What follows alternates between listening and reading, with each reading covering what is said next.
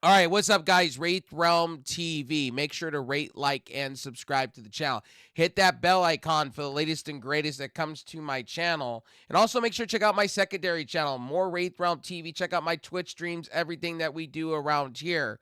I appreciate all of you that have been subscribing and coming back around. We are putting up lots of different content. We've been talking a lot about Xbox, a lot of different things about WWE. We've got a few reviews here and there. And we're going to be live streaming hopefully tonight some games and chilling and vibing and having a good time. So let's get into doing a quick little review for you guys. The tribute to AJ Styles going into the Hall of Fame. Good moves, WWE. But I don't think AJ Styles is fully retiring. I think he's going to walk over to AEW. I still believe this. I do agree with some of the articles out there, and he's going to get a big payday from AEW. It seems like, he wants to continue wrestling. I don't think he liked the way he's going out here in WWE. But if this is the end, congratulations to AJ Styles for making the WWE Hall of Fame. That is amazing. The Undertaker came out. I knew they were going to kind of do that. They should have done that with John Cena. Rumor has it that Dave Bautista's going to be there and a bunch of others. So that's going to be cool to see for WrestleMania. They're trying to hype WrestleMania up because they got to give you your money's worth. People are not buying into that WWE stuff, and especially with the blackout stuff and the restriction of watch parties and tailgating, they got to do something to get you interested in buying tickets. So here we are. AJ Styles going into the Hall of Fame was a good move. Now I do see him wrestling somewhere else though too. I don't see him stopping. I see him going somewhere else and having a send-off basically in 2026, and I think AEW will be able to do that. That's what I'm thinking. That's my personal opinion. I'm fantasy booking, so keep this in mind in this review. I'm not saying he's walking into AEW. That is fact. It's not. It's an opinion. Hold your horses. Don't get too down my throat saying, oh, man, you're just an AEW this and an AEW that. No. I'm just saying, like, chillax, chillax. He may go to TNA. He may go do other things. Who knows? Or maybe he becomes a producer and he doesn't go to AEW. Who knows? Or maybe he becomes with Shawn Michaels and he writes for NXT. Who knows? Anyway, we got a show recap. Pretty much Gunther comes out, runs his damn mouth, and basically Dragon Lee starts beating the shit out of him after Adam Pearce told him you have the night off. And basically, oh, by the way, we got an Abyss kind of a show or a promo. I guess everybody was talking about that online, and I had to go back around. I guess he showed up. I don't know if he was paying homage or he's coming to be a wrestler in WWE for a little bit. Who knows? NXT maybe, something. But it looked really cool to see Abyss back in a wrestling ring.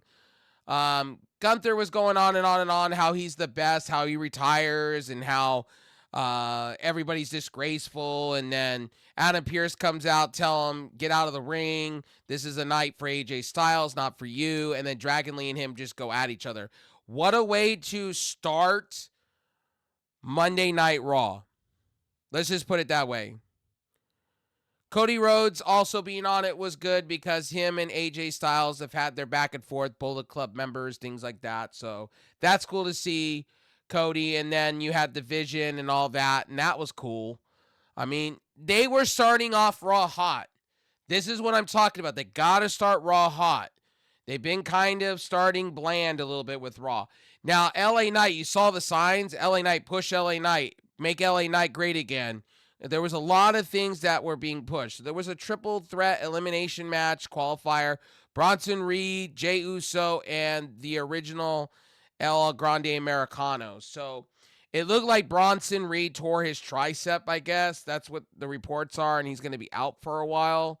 Jey Uso did win this match. I forgot to mention earlier, Austin Theory and the Vision cut a promo before this triple threat match, and it was pretty good. They said it was a sellout. They called it a sellout tonight, 12,000 fans. Take that or leave it.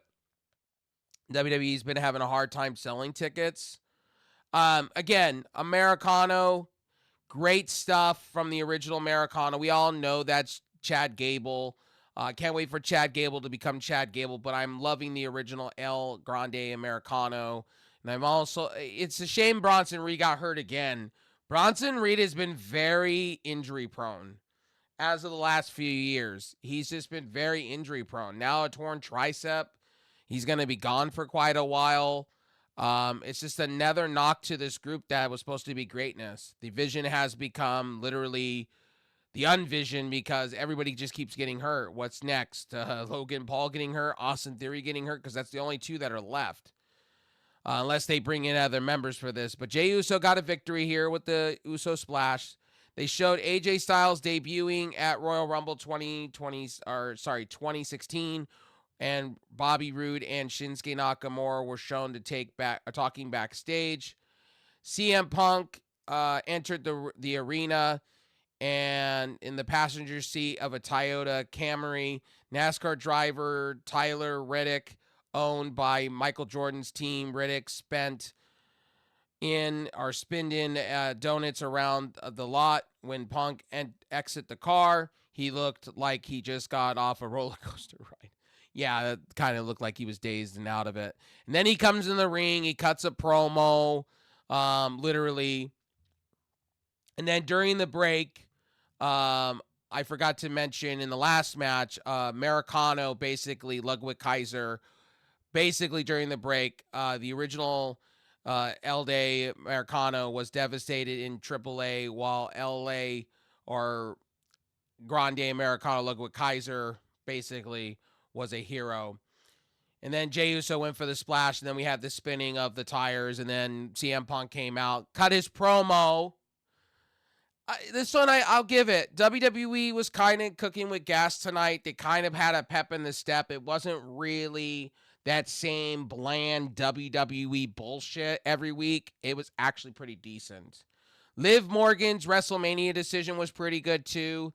She came out, and in typical Liv Morgan fashion, she says, "I'm choosing." She punched out Stephanie Vaquer, went for an Oblivion, basically a code breaker, and it was the whole nine. And Jade Cargill just started sitting here laughing and having a good time all about it. So it was good. It was a good segment.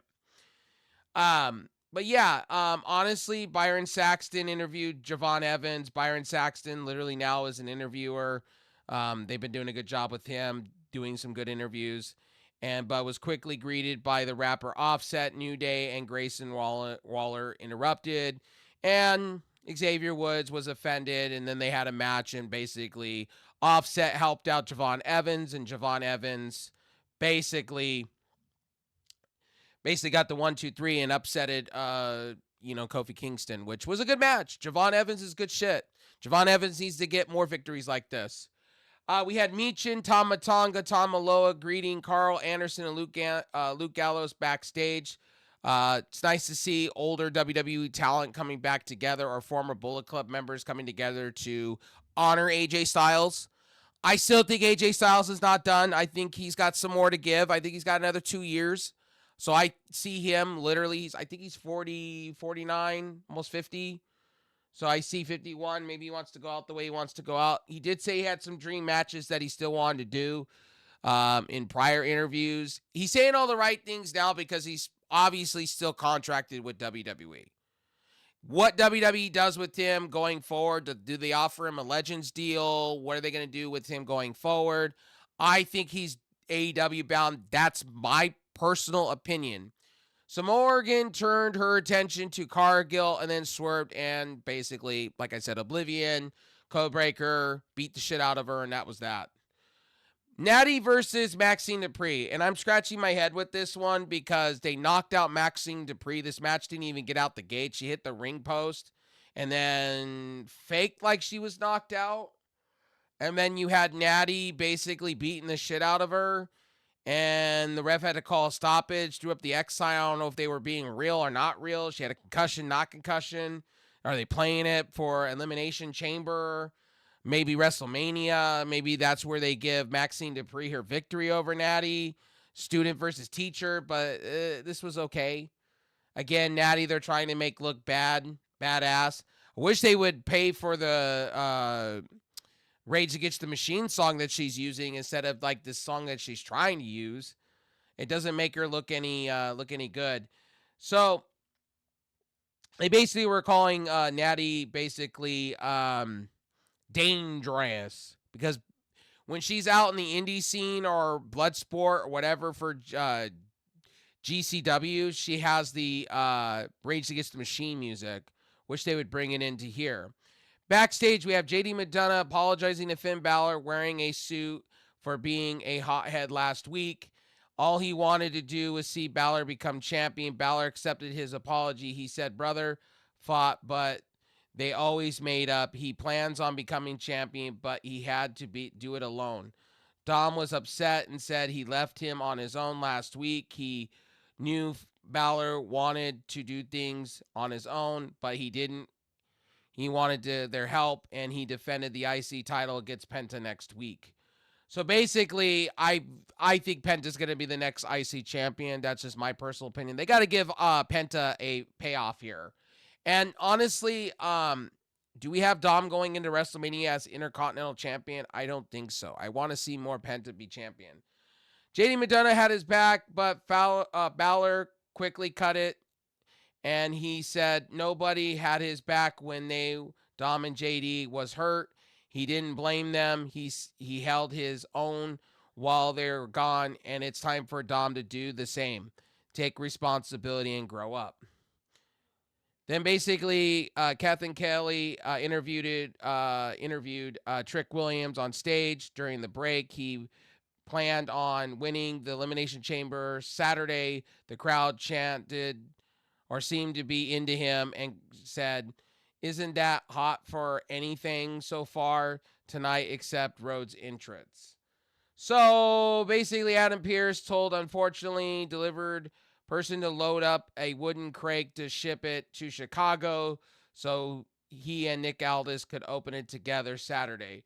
Rusev approached Pearce, but Rusev confronted by Uma Feli and Prince. Pearce told them to save it another day, but because of tonight was all about Styles. Brock Lesnar came out, and basically, I'll tell you this, Brock Lesnar's going to have a WrestleMania match against somebody. It's probably going to be Uma Feli, most likely. They're going to probably have the two brawling brutes go at each other for who's the next generation, and probably Brock Lesnar will pass the baton. There you go. Javon Evans, we talked about this, beat Kofi Kingston, and then we had Finn Balor's pre-tape promo, and Balor said that CM Punk wasn't the one was mad at him. He had the people mad at him too, but they needed to understand why he needed to do this, and he needed to prove the doubters and the critics and the Judgment Day that he could be a champion and be 10 years of what ifs. So basically a great promo. We had CM Punk cutting a promo, which was good. And then we had a triple threat elimination match. Again, this one went to Raquel Rodriguez. Again, Raquel Rodriguez needs to push. She needs to be champion, to be honest with you. I think if they have her go into Elimination Chamber and her and Jade face each other, that would be great. But I'm hoping that it's Jade versus Charlotte somewhere. I'm hoping. Anyway, this match ended in 10 minutes and 53 minutes. And next week, they're going to be Raw in Indianapolis. Dominic Mysterio versus Penta. Gunther versus Dragon Lee. And Roman Reigns returns. Ooh, Roman Reigns returns. Great. Yay, Roman Reigns and his every 4 month of appearance. Again, I'm going to tell you guys this Raw was decent. It wasn't the best show in the world. A lot of elimination match. I'm going to say the same thing like I did SmackDown. It was mid. It was great to see AJ Styles getting in the Hall of Fame and all this stuff and him putting, in his hometown. They're doing the right things. Almost was greeted by P.D. Williams and Jeremy Borash backstage. That's cool to see, too. I would like to see more of that. They were doing a lot of TNA, showing old characters and whatnot, so I thought that was cool. We got an Abyss showing, which was cool, to pay tribute. And there was a lot of different tributes. But honestly, tonight's show wasn't terrible. It wasn't bad.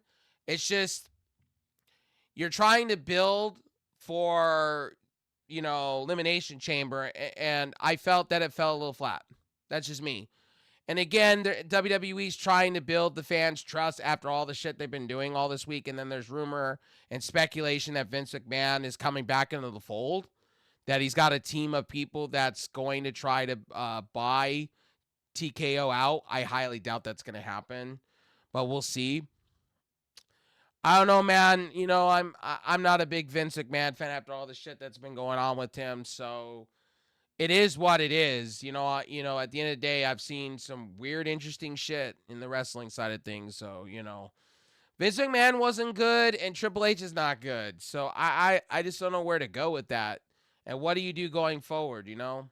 I don't know. Anyway, let me know down below what you thought of Raw. I'll see you guys in the next one. Peace.